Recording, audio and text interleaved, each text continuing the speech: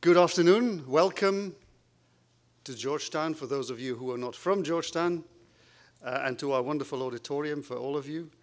My name is Gert Nonneman. I'm the Dean of the School of Foreign Service of Georgetown University in Qatar. And I'm absolutely delighted to say welcome, أهلا وسهلا بكم في Georgetown في بيتكم يعني. Consider this your home. You know, we don't want to be a tower on a hill somewhere full of privilege and only doing our own thing. We want to be part of this society. We want to do things with others in Qatar and in the wider region. And this is one example. We just, half an hour ago or so, signed a memorandum of understanding between Georgetown University in Qatar and the National Committee for the Prohibition of Weapons, which is part of the Ministry of Defense. And this MOU, this Memorandum of Understanding, I'm sure you'll see stories in the newspapers soon enough about it. It's partly symbolizing the collaboration that we already have, but it partly wants to indicate how important both organizations consider this kind of collaboration on something of such importance. Now, why are we playing the host? I know last year it was Qatar University. The year before that, it was us again. So we do have a special interest in this kind of area. Of course, we teach a degree of several majors, in fact, to do with international affairs in the broadest sense, including a major in international politics. So some of our students and certainly our faculty study international politics, security, including some of the issues that the distinguished speakers we're going to be talking to you today and that you're going to be discussing with specialize in. Clearly, the question of weapons of mass destruction is of enormous importance. I don't need to tell you that. The possible impacts of being faced with such weapons, all the way back to Nagasaki and Hiroshima. But of course, all the suspicions swirling around various governments, countries in this region itself, also North Korea, Pakistan. South Africa is an interesting case of giving up that kind of potential, at least on the nuclear side. So this is an area of enormous importance for people who are worried about or concerned with international security, because international security and international affairs are not something that's out there, that's international. It's quintessentially got to do with at home. Nobody lives on an island unaffected by this outside world. So for us at Georgetown, this is an incredibly important subject. But we're not just about studying these things in a purely academic way. The Georgetown way is to engage about issues. You know, we never tell people what to think, but we help our students how to think their own thoughts. They make up their own minds, but not just theoretically, but really engaging with issues, become engaged citizens of Qatar, of other countries in the region, of any countries in the world. Really engage with these kinds of issues and take a position once you arrive at a position based on study and reasoned thought. So I'm delighted for all of those reasons to welcome you all here and to welcome our colleagues here, including, of course, particularly Brigadier Hassan Saleh Al-Nesf, who is the Deputy Chairman of the National Committee for the Prevention of the Prohibition of Weapons. Brigadier.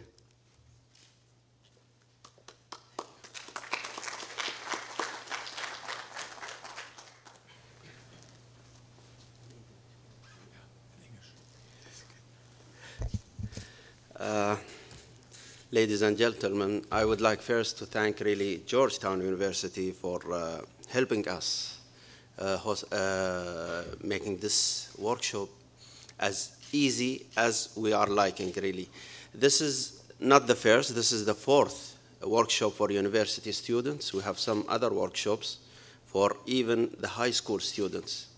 As a Qatar National Committee for Prohibition of Weapons, we are organizing at least 14 to 18 workshops every year. Some of them locally, for Qatar only, some of them for GCC countries, some of those workshops for the Asian countries even. But for this workshop now, we are focusing today on the students of Georgetown and the other universities, Qatar universities, and any other universities in Qatar. The goal or the target of this workshop, really, I want to focus how we can implement the treaties related to WMDs. This is a very important task to all of us, not only for the National Committee, not only for the universities or the education side, but also from your side. Those weapons are very dangerous. Those weapons are everywhere. Some of the chemicals you use every day, it might be converted to chemical weapons. It is in the market. You can see it. Even in the detergent you clean your clothes with, they have some chemicals. It is scheduled chemicals and scheduled of the chemical weapon conventions. So this is a very important task. It's not easy to gather all this information, to understand the danger of these treaties, to even know how to implement and know the important role of those treaties in our security world at this time. We will be talking today about some of the details information about those workshops, those presentations, I mean about the treaties, nuclear, biological, chemical. We will talk about all of them. At the beginning also we will explain the role of the NCPW, which is the National Committee for Prohibition of Weapons. Once again, I thank Georgetown. I thank Dr. Salwan. He played a really important role to organize this workshop with the, Dr. Kai here. So thank you for all. I hope you will get at the end of this day what we are focusing in very easy, and we'll open, of course, the session. Most of the time will be for questions, not for only presentations. Thank you very much.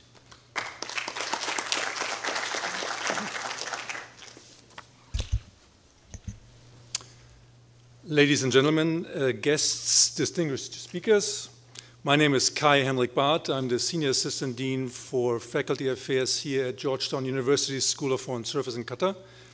I'm also teaching courses on unconventional weapons, the non-proliferation of nuclear, chemical, and biological weapons.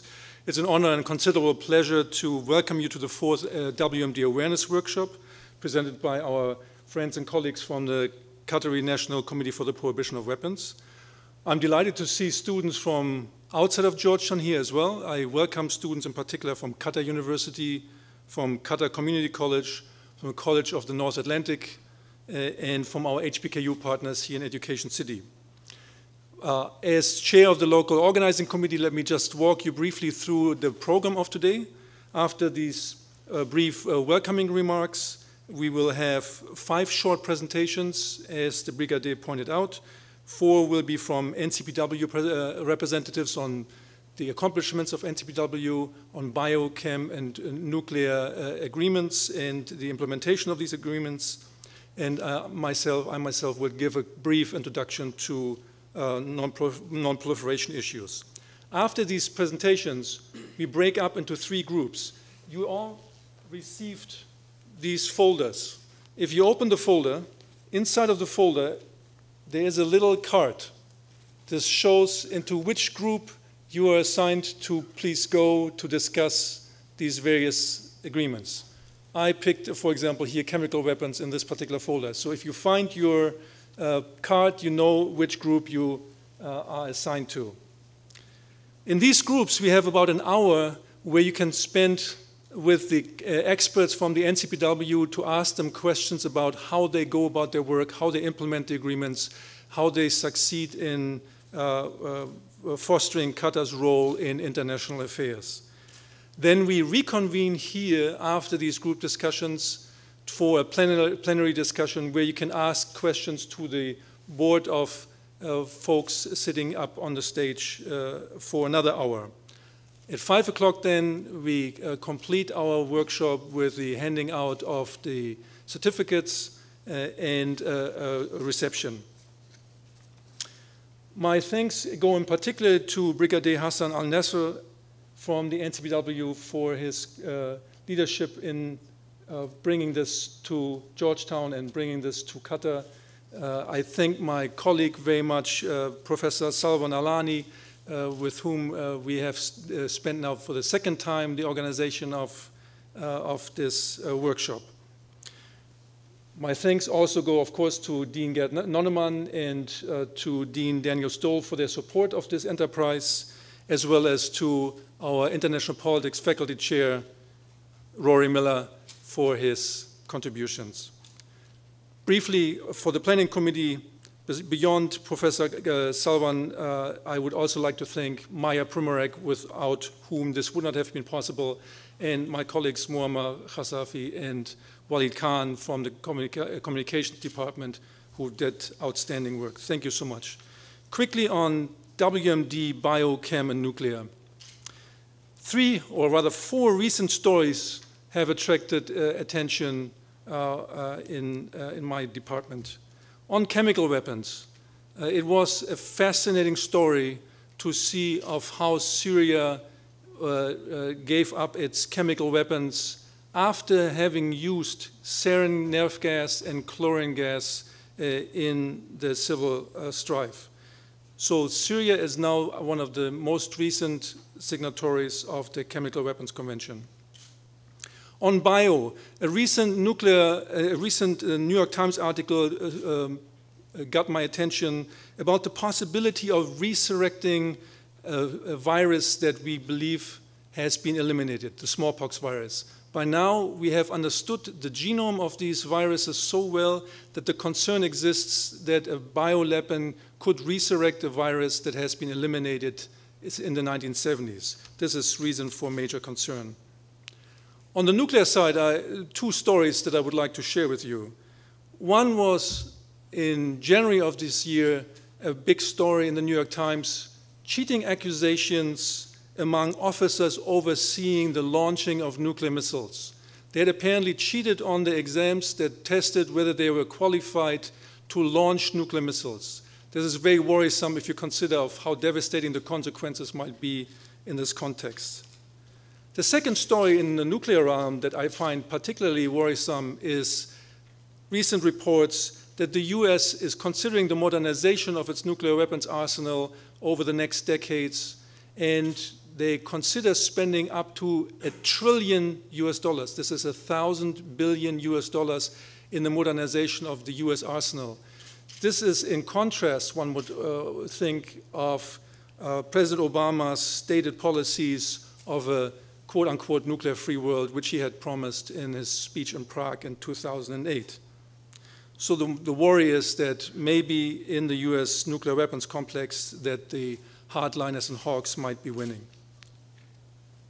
With having said this, we look forward now to hearing from our colleagues from the National Committee for the Prohibition of Weapons about their efforts to support the abolition of these weapons of mass destruction. Please join me in welcoming NCPW Vice Chairman Brigadier Hassan Saleh Al-Nesf.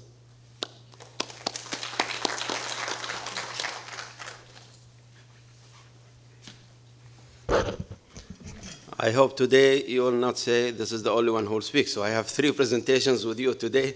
Excuse me for that, because the one who should supposed to deliver one of the presentations is an official duty. And I'm with him working in one subgroup in our committee on that matter, so I'm the only one who can deliver that presentation at this time. Anyway, this is my first presentation today with you. We will speak about the National Committee for the Prohibition of Weapons. The question here, by the name you can see, it's weapons, not WMD weapons we are talking about in the name of the committee. Because we are here in Qatar in charge of implementing all the treaties related to any kind of weapons, the prohibited weapons. If it is WMDs, biological, chemical, nuclear, or some other prohibited weapons, for example, the cluster munition treaties, we have this one, we have the small arms and light weapons, we have the CCW, the certain conventional weapons, all those treaties under our national committee here. It's under the Ministry of Defense, and this committee established in 2002 at the beginning by memo from the cabinet or from the Ministers' Council of Ministers. They sent this memo to Ministry of Defense. At that time, it was only one treaty, which is the chemical weapons. Because why? the Ministry of Foreign Affairs, they said most of this treaty is technical part. So it is a declaration. You have to gather all chemicals in Qatar. Ministry of Foreign Affairs, they are not really willing to do this job. They said we give it to any area, and after negotiation, they decided it will be in the Ministry of Defense, or there was negotiation at that time, or Ministry of Environment at that time. But finally, they decided Ministry of Defense. The resolution of this committee issued then after that 2 years in 2004, decree number 26, which established really the role of the committee, what should we do, and which treaties we are in charge of. At that time, it was after the 2 years, we gathered 6 treaties. Then after that, we changed it to 11 treaties we are in charge of. Why we should have committee in Qatar? Some countries, they have one committee for each treaties. For nuclear, they have one committee. For biological, they have one other committees. For chemical, they have other committees. Here in Qatar, we don't have any kind of those weapons. This is why we decided to put all those treaties in one body, the government. It is not easy task to gather all this information, because you have to declare to the organization, international organizations, all the chemicals that you import to Qatar, and sometimes you use some of these chemicals in our factories here. I'm talking about civil use, the normal chemicals. All chemicals imported to Qatar, we should know about it. But the prohibited chemicals, or the chemicals we should declare it, are the 3 schedules chemicals related to chemical weapon conventions. Why? Because those chemicals, very easy, you can convert it to weapons. And we have it here in Qatar. Every day you can use it maybe. We have subcommittee for that treaties, the chemicals. We have subcommittees for nuclear. We have subcommittees also for every treaties we are in charge of. We, or the chair of this committee, the ministry, the member of the ministry, which I will explain here. This is the degrees, the first slide we talk about. 2004 resolution, decree number 26. This is the members here. You see Ministry of Foreign Affairs. First, it is chaired by Ministry of Defense. And we have 9 ministries as a member in our committee. Ministry of Foreign Affairs, Interior, and you see. All those, they have 1 or 2 roles at least with the treaties. This is why they are members. Some of the ministries, they are not members because they have nothing to do with those kind of treaties. I'll give you one example here. Ministry of Public Health. What is their role in our weapons? Anybody knows? Yes? They use for curing cancer. Because sometimes they use radiation. So. This is part, but the most important thing about Ministry of Public Health and Hamad Hospital also, the laboratories they have. Any biological, any viruses, anything related to those, it will be in their laboratories. This is why we involve them in the ministry. If you go to the Ministry of Environment, what is their role? Because they used to have all the permits, the import or export permits from the Ministry of Environment. And also they have anything related to radiations. Still, it is under their ministry. This is why all those, and the member of the ministry, he should be, or she should be, decision makers, very high level on that ministries. So we don't want to go through the whole bureaucracy to get any decision from that committee. Now, this is the amendment of the role of the NCPW. I talk about it just recently now. We will not spend, because of the time, I will try to squeeze the presentation. What is the role of the NCPW? One of them, the most important, is to implement all the treaties related to WMDs or the weapons treaties. Let's talk about that. One of them also to gather all the information for declarations or the reports. Some reports we have to report for the United Nations, the General Assembly's Resolution 1540. We have to do reports. We have to follow up on some of the reports. it is the role of the NCPW. One of the main goals also, education or awareness and things related to disarmament or WMDs or any other treaties also under our role according to the Resolution 26. So we have so many roles for the NCPW, but really we focus on the most important things. One of them also the legislations. Most of the treaties, you have to have a law so you can implement it within or inside your countries. I'll give you one example on this. For the Chemical Weapons Convention, I have to go to all factories in Said or in the north, the gas, or any in the industrial area, any factory. If I go there and tell them, please give me the information, what kind of chemical you are using, and what are the quantities, and where did you import them from, and where are they now? How many still you have? If I ask this question to any factory, he will tell me, who are you? What are you doing? I'm not going to give you any of this information. So go out. This is simple, because they count it as secret information for them. But if you have the legislation, the law, then you can gather, you can get any information you want from this factory very easy. This is why you need legislation for most of the treaties to gather the information to implement the treaties inside the countries. This is just examples, and you can read here the role of the committees. The treaties we are in charge of, as I told you, now we have 11, not 9, so 11 treaties.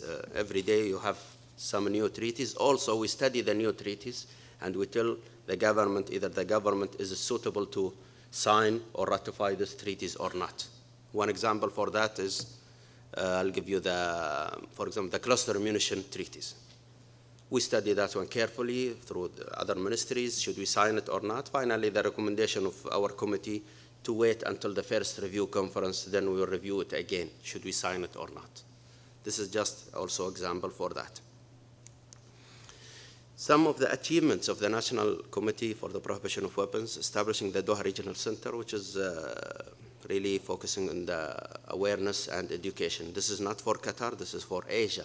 The whole Asia, this is the first center of its kind, which focuses on that. So we train the first responders for any incident or any accidents related to those kind of weapons. And also we give the awareness how to implement the treaties. We have workshop for custom, we have workshop for interiors, ministries of interiors, for the industry. We have so many workshops every year since 2005, I think we started until now. So this is one of the main achievements of the committee. And you see the other programs here we have. Some other achievements here, the legislations. So far we have the law number 16. We have also the nuclear law, not the nuclear law, it is the ايش نظام الرقابة الوطني دكتور؟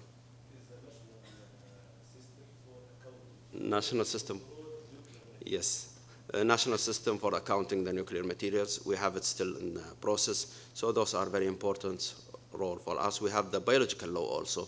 It is in the process. So this is one of the main roles of the committee.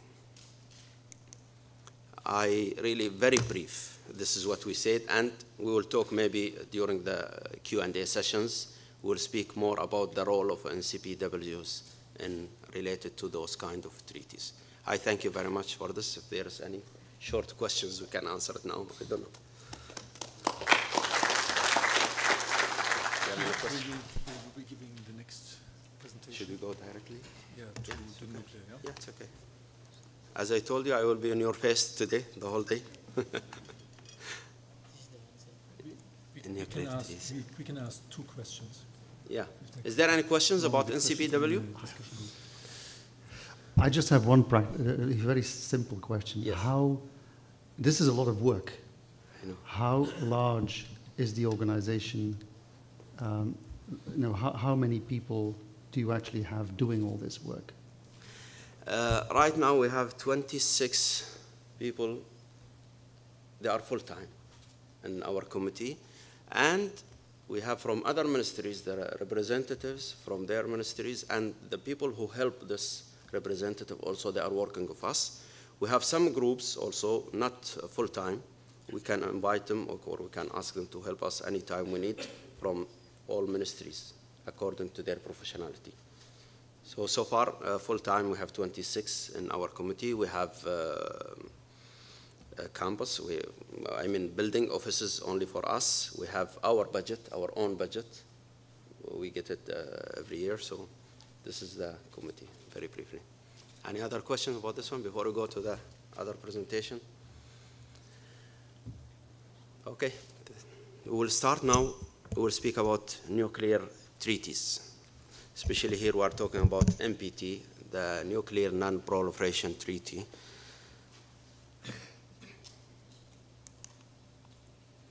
This is the treaty here. First, why we started this treaty or the history of this treaty here. We'll speak about, or started from 1945 when the first time the nuclear weapon used at that time. Then after that, immediately in 1949, there was a test by the Russian at that time. Then we have the British. They tested also. We are talking about real test of nuclear weapons here. So after the British, we have the French, then we have the Chinese, all tested nuclear weapons. After those countries tested the nuclear weapons, it looks that every country is going an armed race, a nuclear armed race. Here, some countries decided, especially those countries, the United States started to think, why don't we use this technology, the nuclear technology, in peaceful use and try to control the armed race which happening at that time. They established the IAEA, the International Atomic Energy Agency. The role of this agency to really Article 3 of the NPT, which we will speak about later. Article 3 is the safeguards and the peaceful use.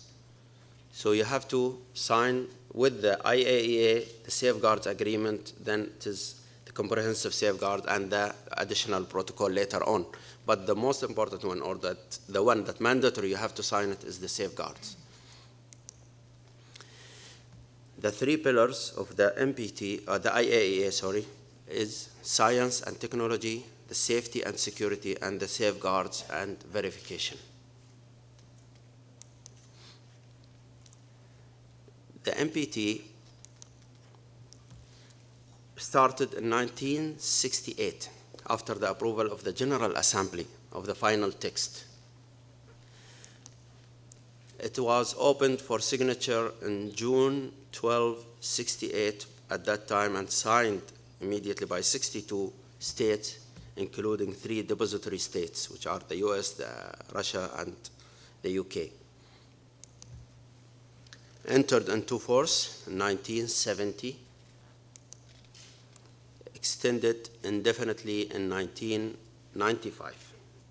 The extension at that time was a deal between some of the countries, especially the Arab countries of the Middle East, to extend. They agreed to extend that one, and they get a resolution related to nuclear weapon-free zone, Middle East nuclear weapon-free zone at that time. The 3 pillars of the NPT, the peaceful use of nuclear energy, that is a right for all the countries which are members of the NPT, and we have the nuclear weapon disarmament, that the nuclear weapons should disarm their weapons. We have also the non-proliferation, to help not to proliferate this kind of weapons.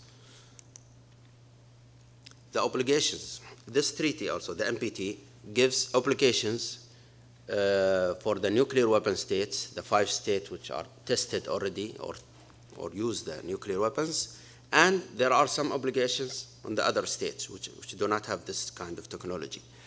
The role or the obligations of the nuclear weapon state not to transfer nuclear weapons to any states.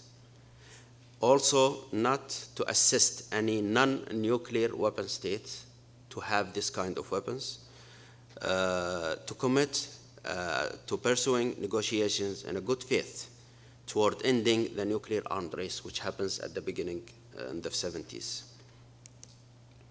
the obligations of the non-nuclear weapon states not to build, acquire, or possess any nuclear weapons, may research, reduce the nuclear or the peaceful use of the nuclear weapons, also must accept the safeguards, as we talked just now before the slide, that they have to sign safeguards with the IAEA, the International Atomic Energy Agency.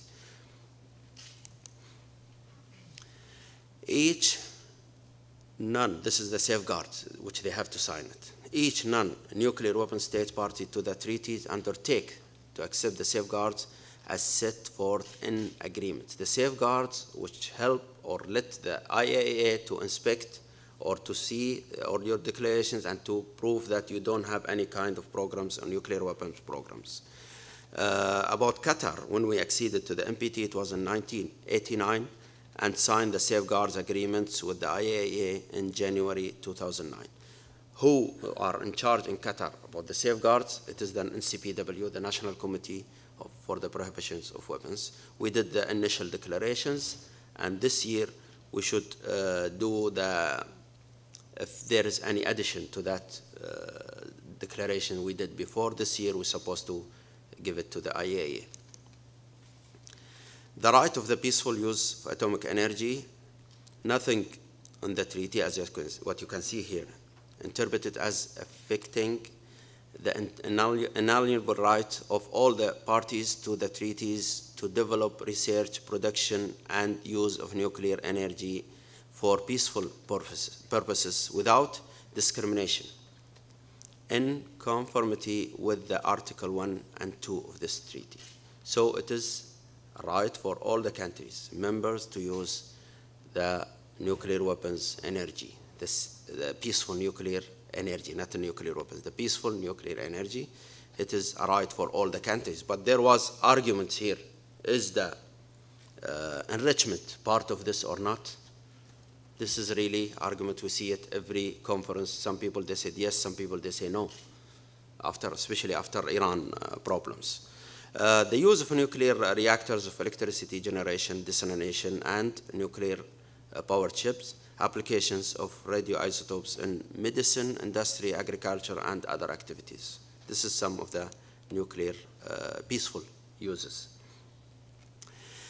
We come here to Article 7. Nothing in this treaty affects the rights of any group of states to conclude regional treaties. Here we talk about the nuclear weapon-free zones. Some areas in the world here, they decided to make their zones nuclear weapon-free. As what we said, when we signed the extension of the treaties, agree on that one, it was for the resolution about the Middle East to make it a nuclear weapon-free zone.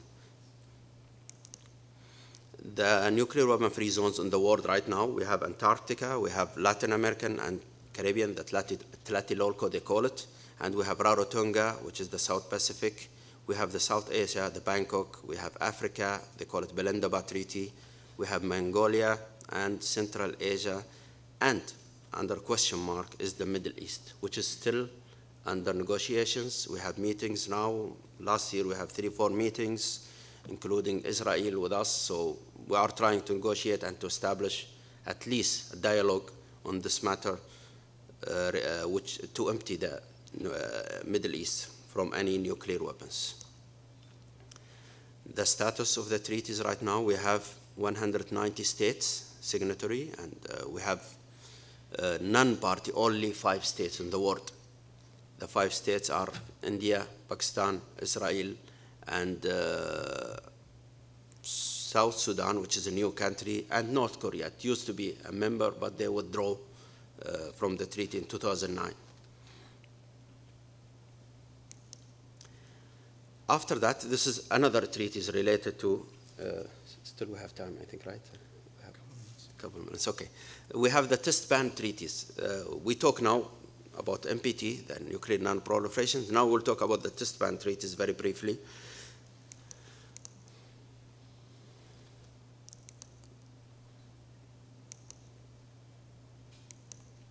Here. It was signed in before that was the partial test ban treaties signed in 1963. Then the adoption of the CTBT in 1996 on 10th September. But this treaty is still not into force. Why? Because in Annex 2 of this treaty, they put certain countries, certain numbers of countries, most of them, they have nuclear technology. They have to sign the treaties and to ratify, then the treaties can enter into force. Still, we have, I think, 7 or 8 countries from that annex not signed to the treaties. This is why still this treaty waiting to enter into force. The signatory for this treaties, we have 182 and ratifiers 154. Annex 2, we have 36. As I said, still 8 states, they must sign to enter into force. Qatar, we signed this on 24 September 1996, and the ratification was on 3rd of March 1997. This is very brief about this one, but the CTBTO, they have really very, very active work still, even when it is not into force, but they have sensors in all over the world to trace any test, nuclear test. They have it, if any test under the sea or above the floor or on the atmosphere, I think. They cover all those areas. The only thing they are not covering in the higher space. I thank you very much for your really good listening for my presentations. Our next speaker is Professor Dr. Karim El-Din Abdelaziz Al-Adham, who is a professor of nuclear engineering and an accomplished physicist.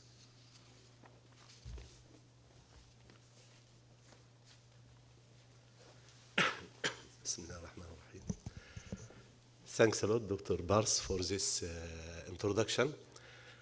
Just before starting, I would like to say that I share Dr. Bars for his amazing about the speech of President Obama when he spends millions or billions of dollars to develop nuclear arsenal, in contrast to his speech in Prague 2008. But we can not be astonished because President Obama in his speech, he said that cannot, maybe not in his lifetime. Then that can be later, then we cannot be astonished in this case. My talk today will be about the Chemical Weapons Convention. We can start just by defining what does it mean, the chemical weapons. The chemical weapons, briefly, it is toxic chemicals that can be used to cause death, toxic, for example, death, injury, incapacitation, or irritation. The delivery means of such weapons that can be missiles, that can be artillery shell, or rockets, or ballistic missiles. Then there is a lot of delivery means, but briefly it is toxic chemicals that can be used to cause death, irritation, or incapacitation, or injuries. Historically, that was used long time ago, even before Jesus Christ, because, and the main element what was used in this case, that was the sulfur fumes to cause, to generate fumes of this that can be irritation for the enemies, and that developed later. But it was used significantly in war. That was manifested in the World War I, that caused what we can say agonizing irritation and agonizing casualties in this war that was used by the two sides of the war, and that caused a lot of casualties, thousands of casualties. This effect was a very impressive and a very pressure to the international community to go through or to develop a certain legal instrument to protect the humankind from this lethal weapon. And that was manifested in what we call Geneva Protocol, and that was in 25.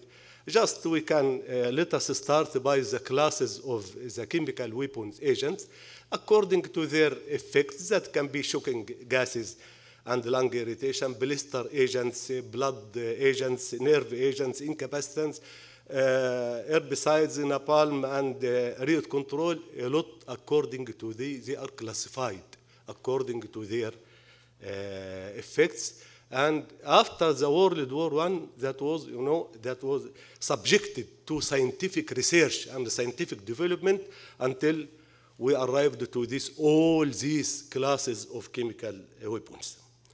The routes of entry of these chemical weapons to the humankind or to the man, that can be inhalation through lungs, or ingestion by the mouth, or through wounds, or absorption on skin. Just some effects, and I don't like to shock you. Just some effects of one type of chemical weapons. It is the blister agents. We can see that can go through from redness on skin until the complete blindness of the victim.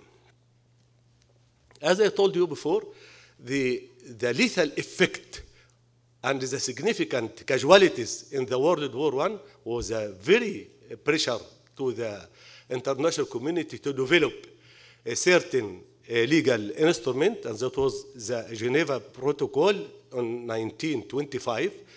Geneva Protocol just prohibited the use of chemical weapons, but it didn't prohibit either developing or producing such chemicals or such weapons. Then there was a lot of efforts after this to have the period of the Cold War also that witnessed a lot of efforts to develop chemical weapons and stockpile around the world, as we shall see.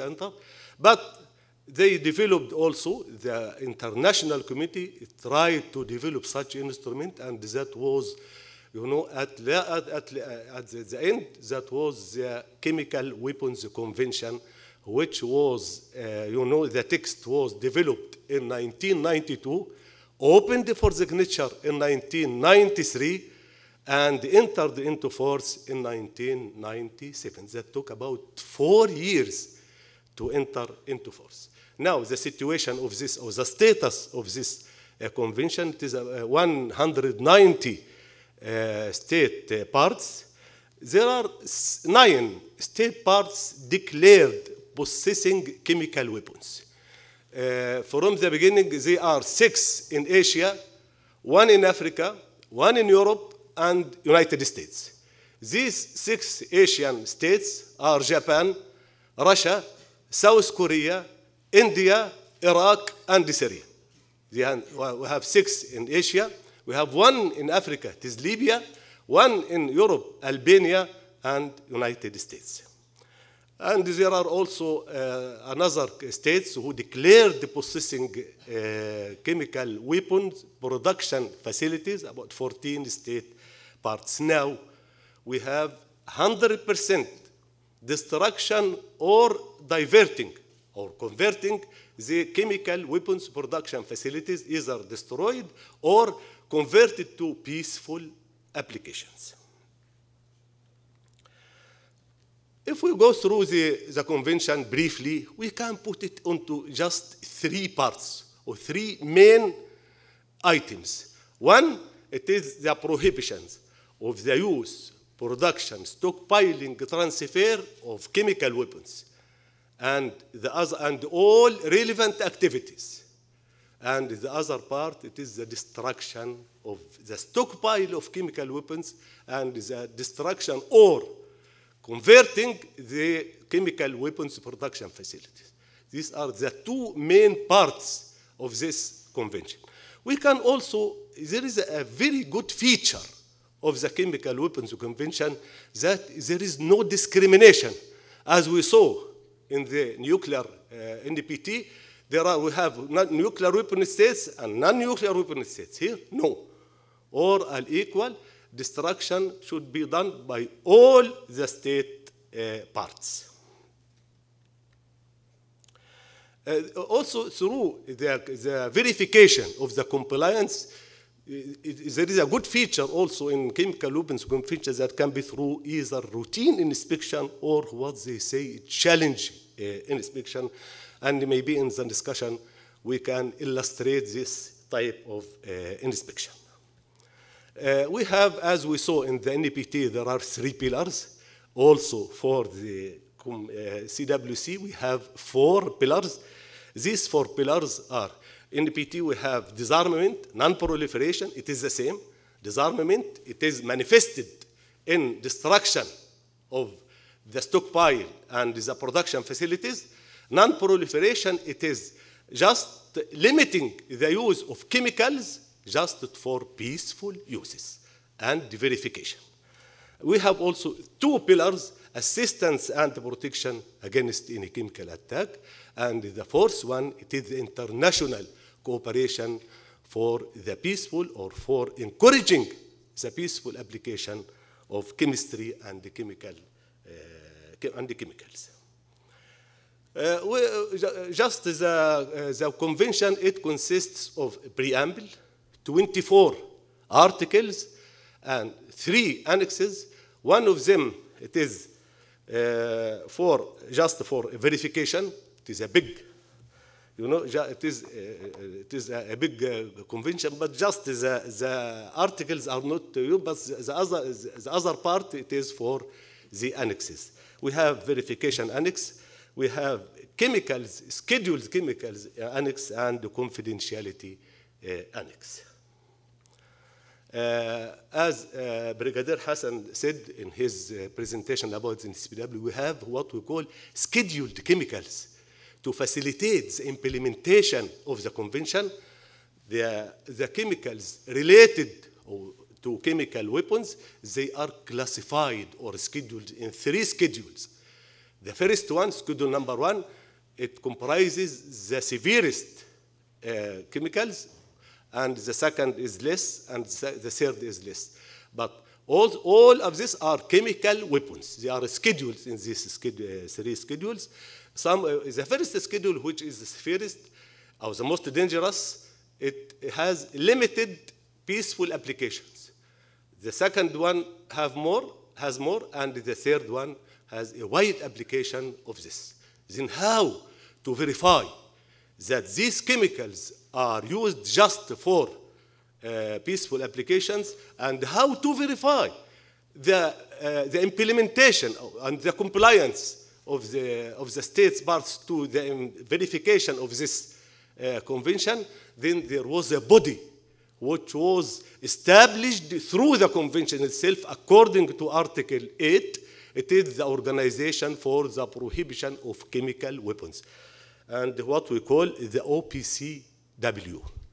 Then the OPCW, it is the organ, it is the body responsible for the verification of the compliance and the implementation of the convention.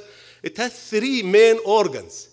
We have the state parts conference, or the conference of state parts, executive council, and the technical secretariat.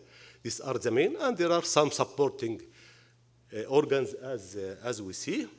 The States Parts Conference, it is the main organ, and it is a decision maker. It has 1 annual meeting, unless there is some conditions that needs a special session, but 1 annual meeting, and all the countries or state parts are equal, 1 vote for each state party.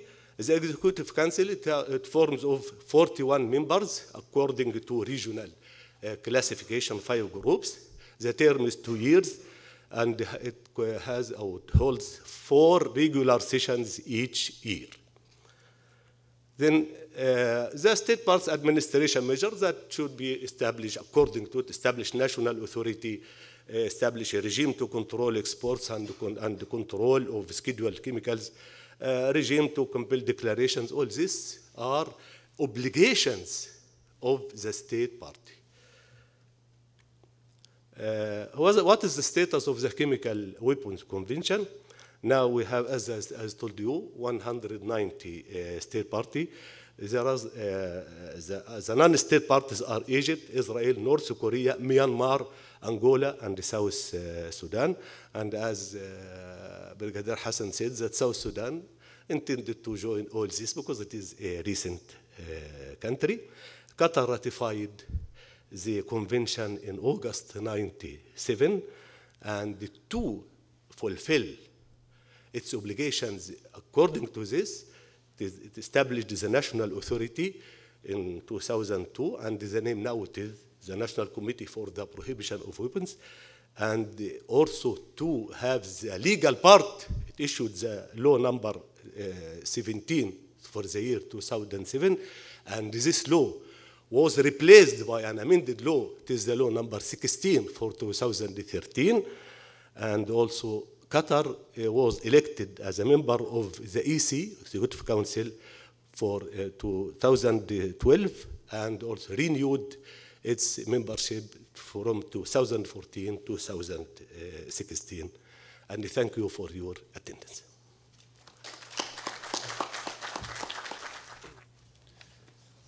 Our next speaker is Professor Salwan Alani, who is also a professor of physics and has published more than 180 scientific articles. Thank you very much for speaking about biological weapons today. Thank you very much.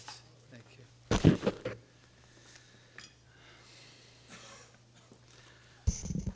Yes, good afternoon.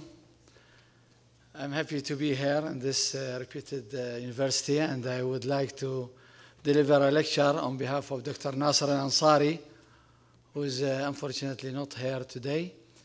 And the lecture will be on the Biological Weapon Convention. It's one of the WMD conventions. It's less effective than the chemical, as Professor Karim, and the nuclear, as Brigadier Hassan announced. They call it the poor bomb because it is very cheap to fabricate, and also it hurt quietly. So let's start. Biological weapon is not a new one. In fact, it's used even about 300 BC. They use animals to contaminate either sources of water or contaminated the water wells of the soldiers. So this kind of things can put the enemy in a very difficult situation. It has been used also smallpox microbe for contamination of Red Indians blanket. That was by some troops.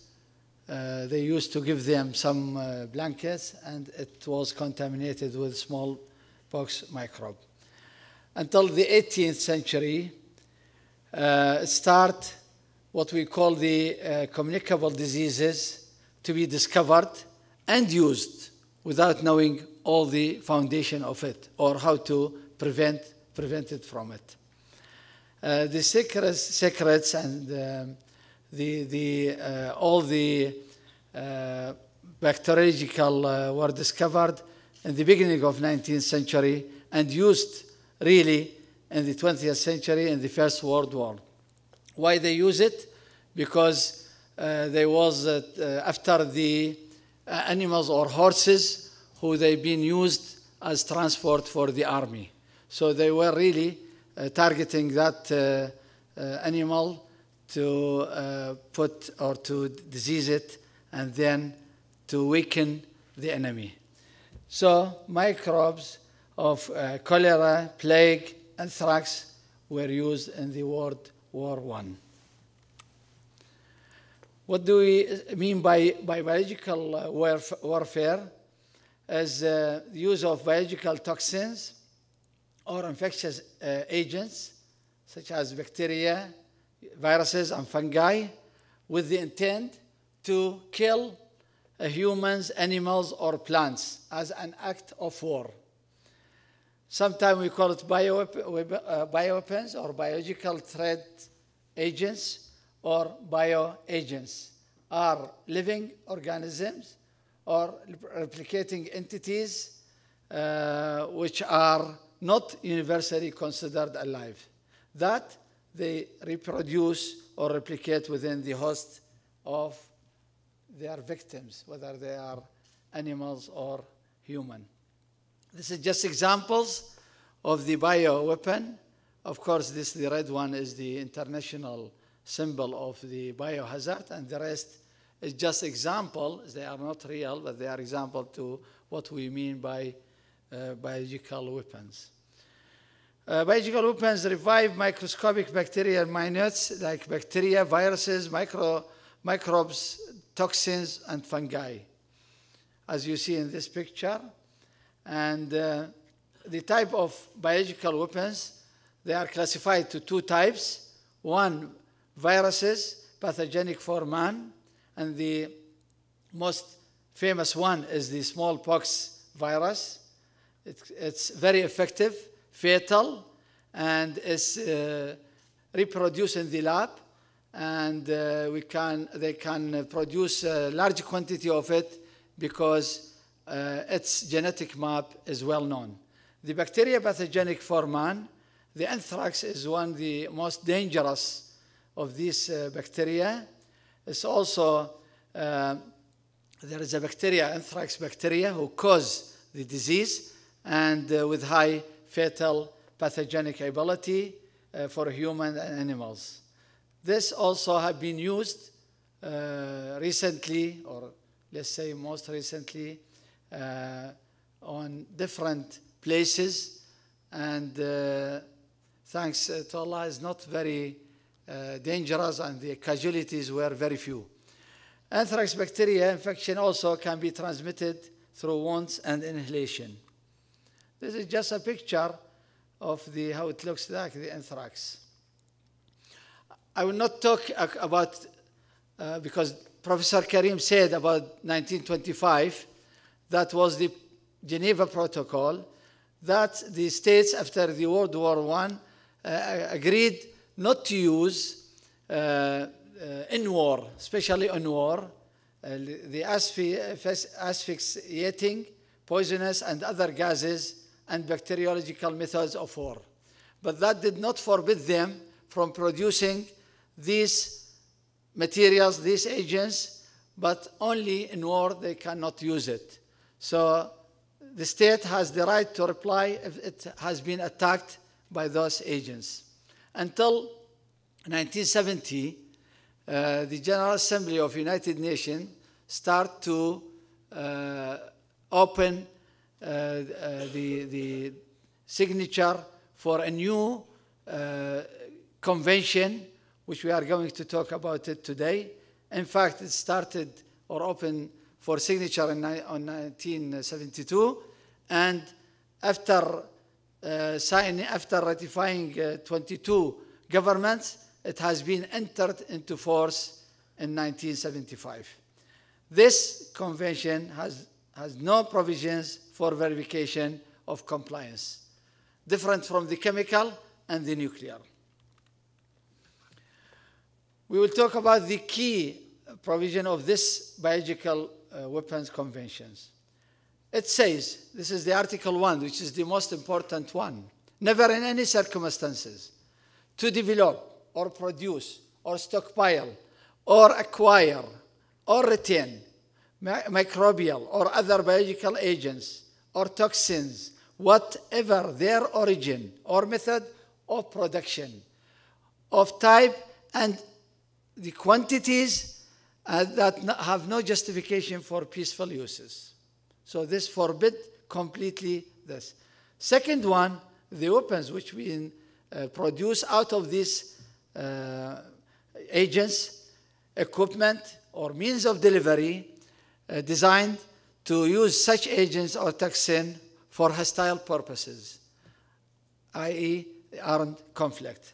So the convention, in fact, effectively prohibit the development, production, acquisition, transfer, retention, stockpiling, and use of biological and toxin weapons.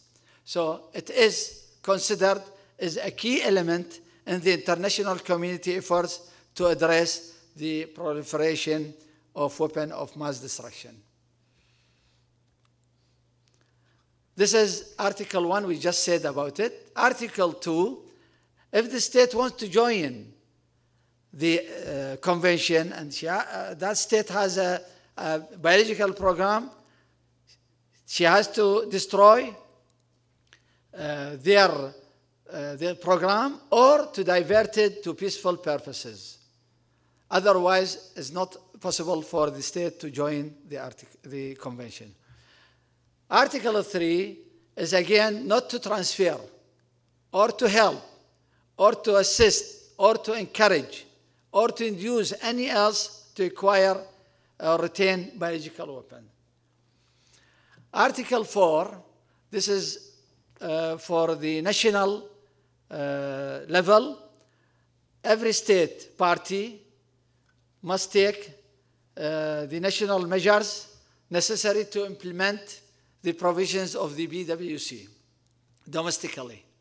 And here in Qatar, we, through the National Committee of Prohibition of Weapons, have proposed this biological weapon law, and it is under consideration, and we hope that it will appear soon. And so on. The other articles, I will not go to the other articles, but also this convention has 3 pillars. 1, disarmament. 2, assistance, that when a state is being attacked or feel it will be attacked by a new biological weapon, the other states must assist this country with help.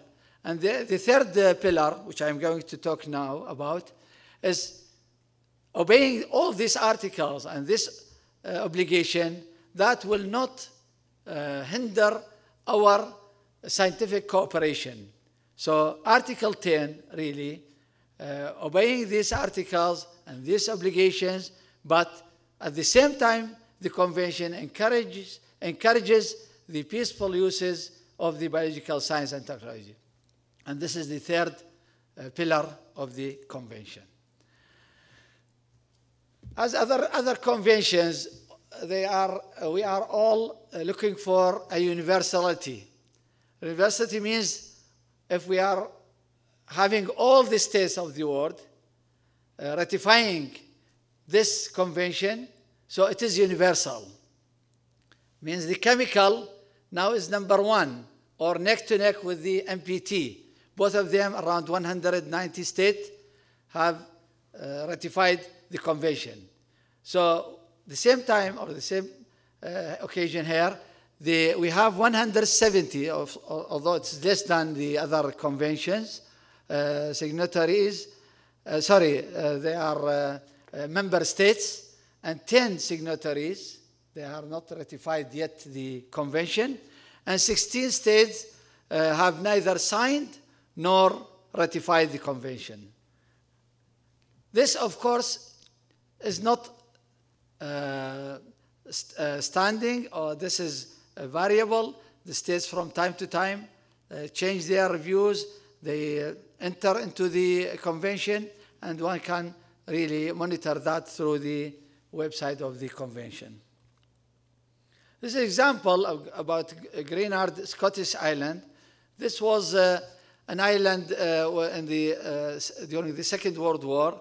They were expecting maybe they will be attacked by Anthrax, so they had to make a test or experiment from British scientists in this island, and they discovered this takes long time to decontaminate it, and more expensive and more time.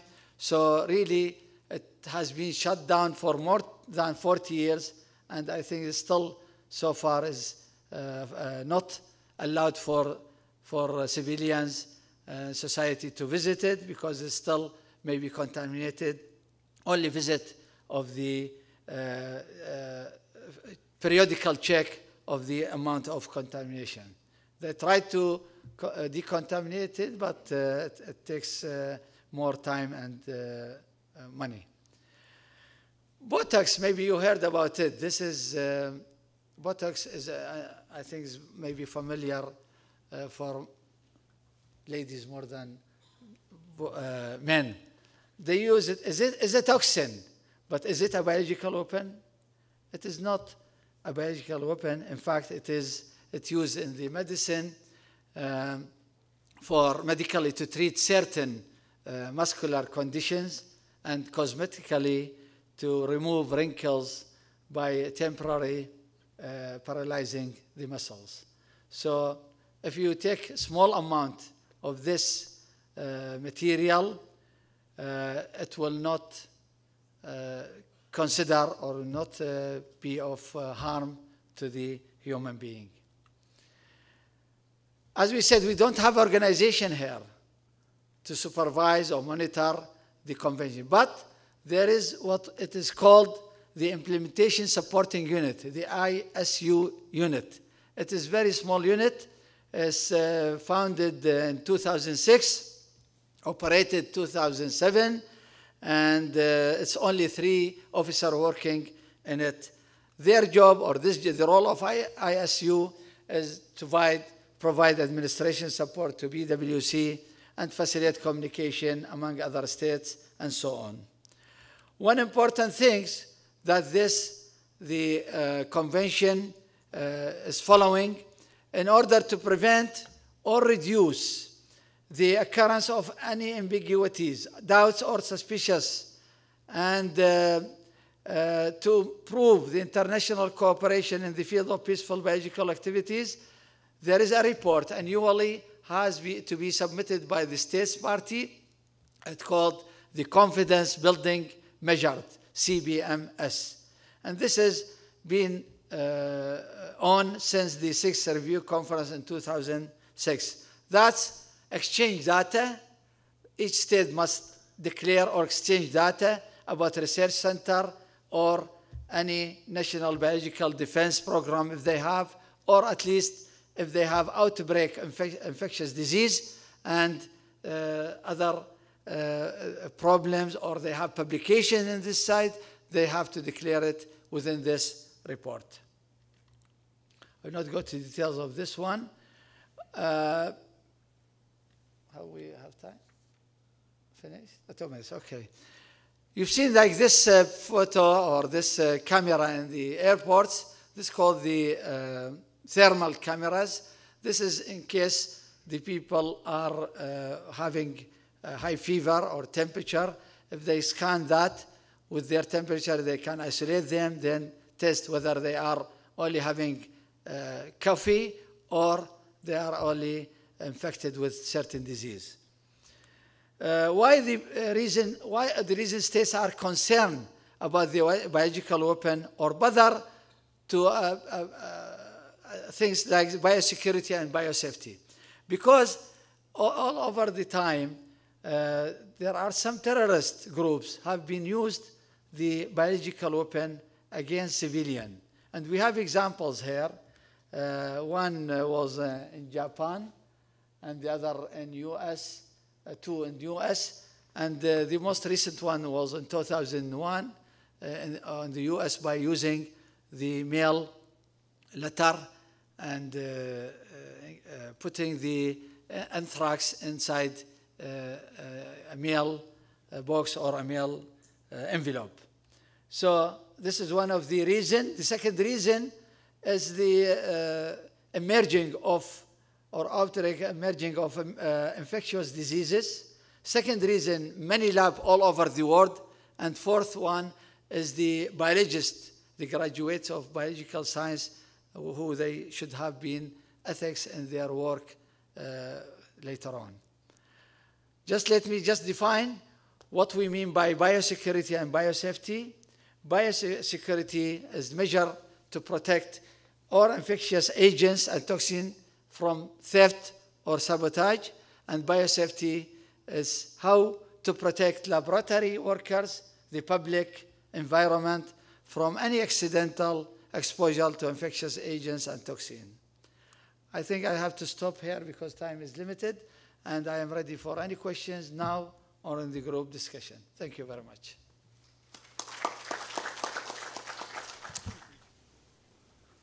My talk will focus on nuclear proliferation and international security, a brief introduction. It's really a very brief introduction. I have about 15 minutes.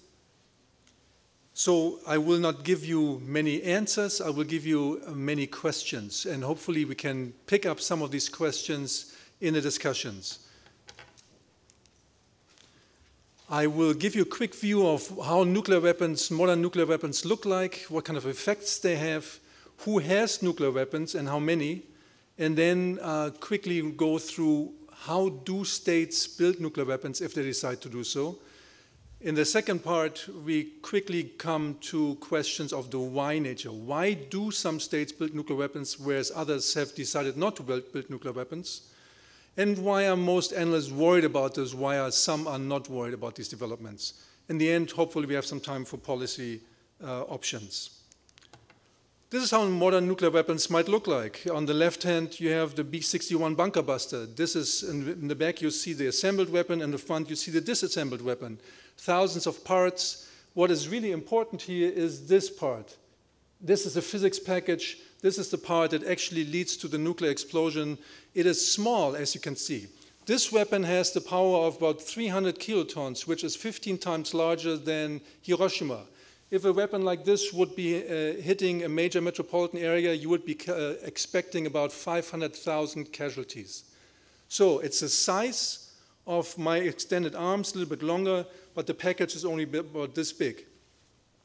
Plutonium or uranium, the two fissile materials that fit in the palm of my hand, could destroy a large metropolitan area. So this is the power of nuclear, that small amounts of fissile material can lead to explosions of major heft. On the right you see a missile cone. It's a warhead that has also about 300 kilotons of power, each one of those. So they're not particularly large. This is important to understand. Nuclear weapons come in two flavors, if you will. Strategic nuclear weapons that are geared towards holding cities at risk. They can be placed on submarines. You can see here these submarines carry various missiles with nuclear warheads, and they can be launched from underwater. Strategic nuclear weapons can also be placed on intercontinental ballistic missiles. They can be either movable, like this example, or this example. They can be in silos. Or they can be on bombers, and they could also be in so-called air-launched cruise missiles, as we can see here. Tactical nuclear weapons are defined essentially as weapons that are more for operational use, for battlefield use. The typical example is the B-61, as I've shown before. So this gives you an idea of how nuclear weapons these days look like. By the way, this is the smallest nuclear weapon that the American arsenal ever included, the so-called Davy Crockett. This had only a destructive power of 20 tons. It could be carried by an individual soldier. Can you imagine this, a nuclear weapon carried by a single soldier? Let's talk quickly about effects. There are four basic physical effects from a nuclear weapon. There's a massive pressure wave, which takes up about 50% of the created energy. There's a thermal wave that basically means heat, 35% of the energy. And then there's radiation, nuclear radiation, that makes the rest of the energy. In terms of time development, first you see a short burst, no, you don't see it. First there's a short burst of radiation.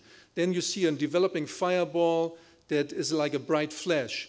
This involves very high temperatures, which ignites everything that's flammable. This can lead in a city to so-called firestorms, where you have massive fires that draw people into, like in a furnace. Then you have a blast wave as the next visible sign of a nuclear explosion. And finally, you have a fallout and the so-called electromagnetic pulse, which kicks off electronic devices. I want to show you a couple of brief clips that give you a better idea. This is actual footage from the first ever nuclear explosion in 1945, 16th of July in the United States. Here you see how this explosion develops. It has massive high temperatures comparable to the surface of the sun. So it's extremely hot temperatures at the surface of these explosions.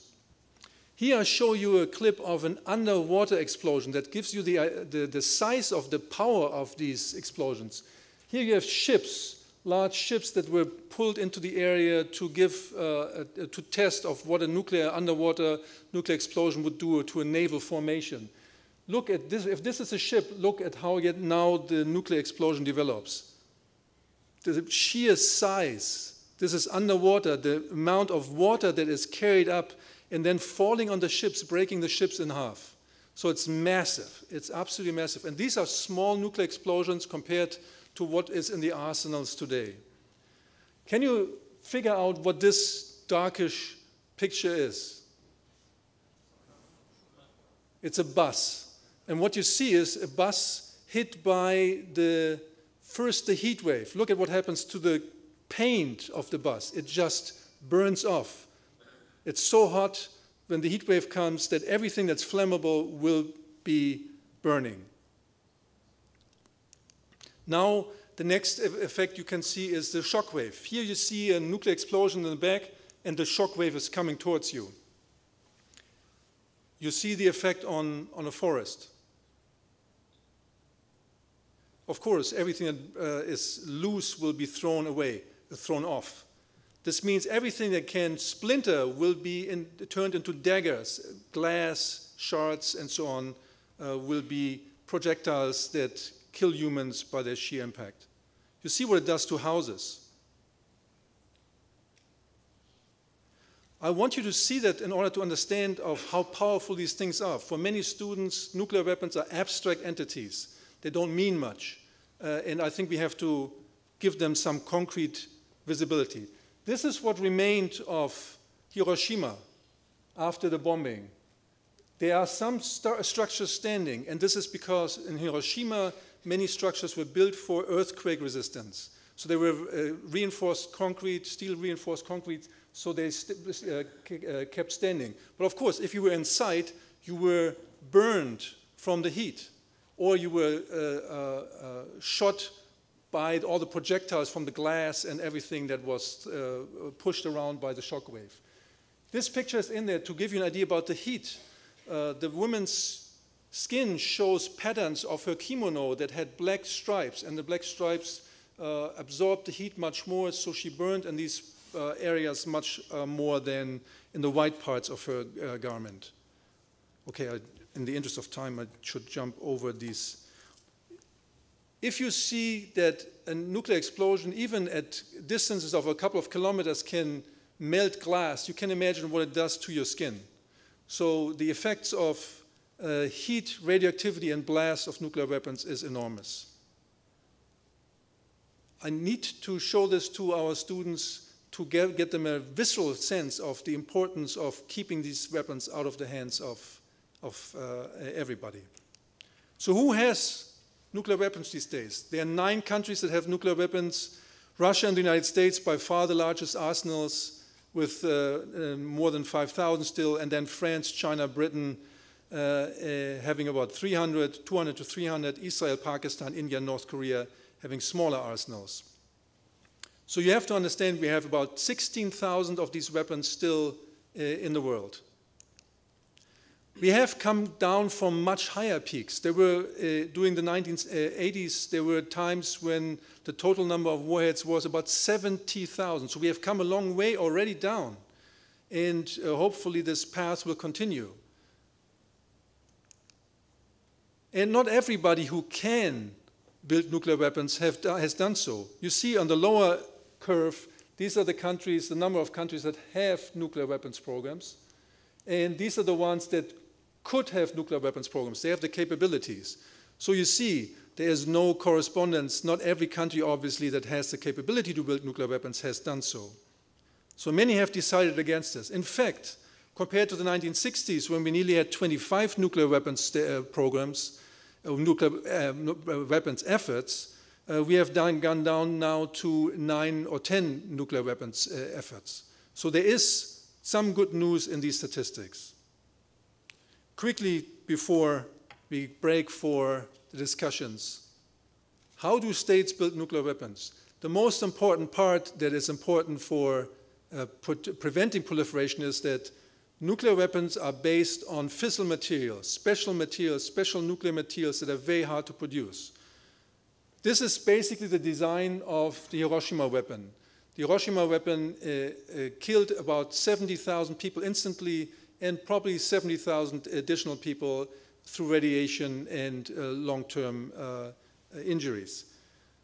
This would not have worked if the weapon would not have included material that can lead to fission and nuclear explosions. This is called uranium-235 or plutonium a particular plutonium isotope. Without these materials, we would be incapable of building nuclear weapons. So keeping these materials out of the hands of states and non-state actors is a crucial approach to protecting the world. Here you see the implosion design for the Nagasaki weapon that used plutonium as a driving mechanism. So how do states make nuclear materials? Well, you cannot go to a hardware store and buy uranium-235. You have to make it. You cannot go to anywhere, any place and buy plutonium. You have to make it. And you make plutonium in a nuclear reactor and extract it from the nuclear reactor fuel through reprocessing. And uranium you can mine, but you have to prepare it in a particular way that is enriched and therefore useful for nuclear weapons. I'm just showing you these slides to make sure we understand that it's very difficult for states and non-state actors to develop nuclear weapons because of these difficulties to produce fissile materials.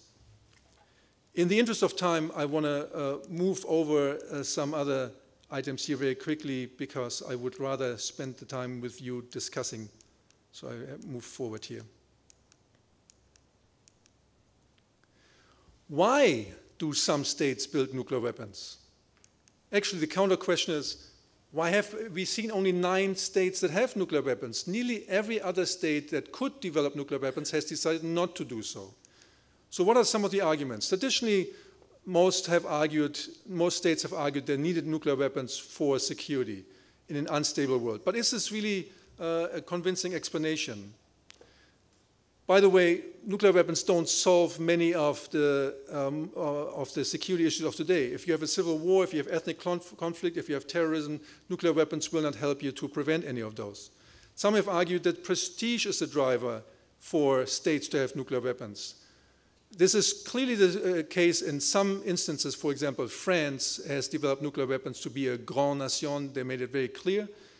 But has it worked for other states? Look at Pakistan, India. Has it worked in terms of prestige? Has it worked for North Korea? Arguably not. Some have argued that nuclear weapons would be much cheaper than large armies and therefore would be cost effective. This is widely debated, especially when you look at the costs the United States, or the money the United States has spent over the last 50 years on its nuclear arsenal, which goes into the trillions. Finally, why are most worried and some are not? Most analysts are worried that the large existing arsenals are difficult to keep safe. At the same time, new nuclear states produce a security dilemma. If a new state has nuclear weapons, the neighbors get very nervous. And a new nuclear state doesn't have all the mechanisms in place that keep nuclear warheads safe and secure. Accidents are possible, misjudgments are possible, and so on. On top of this, the more nuclear warheads you have in the world, the higher the likelihood that a nuclear terrorist group might be able to acquire one of these warheads. So, but there's still, most analysts, by the way, are convinced that the world is more safe with no or at least fewer nuclear warheads. There are few people, a few analysts who have argued over a long period of time that the gradual spread of nuclear weapons will lead to more security. If you want to look at this debate, the most famous debate of this kind is the debate between Scott Sagan and Ken Waltz, the spread of nuclear weapons, an enduring debate. But most analysts, as I mentioned before, belong to the camp of nuclear pessimists who argue that the gradual spread of nuclear weapons will lead to less security, not more. Finally, what kind of policy options do we have to counter proliferation efforts? First and foremost, as my colleague from the NCPW also emphasized, we have to strengthen the non-proliferation agreements. Universal compliance is at the forefront. Then you have to make sure that you keep the materials under wraps. If there's no access to fissile materials, there are no nuclear weapons in addition. Having said this, in the interest of time, I would like rather that we move now forward to the breakout sessions. And again, please take a look at your card of whether you are a bio, a chem, or a nuclear. And my colleagues will guide you to the rooms in which the discussions will take place. Thank you for your attention.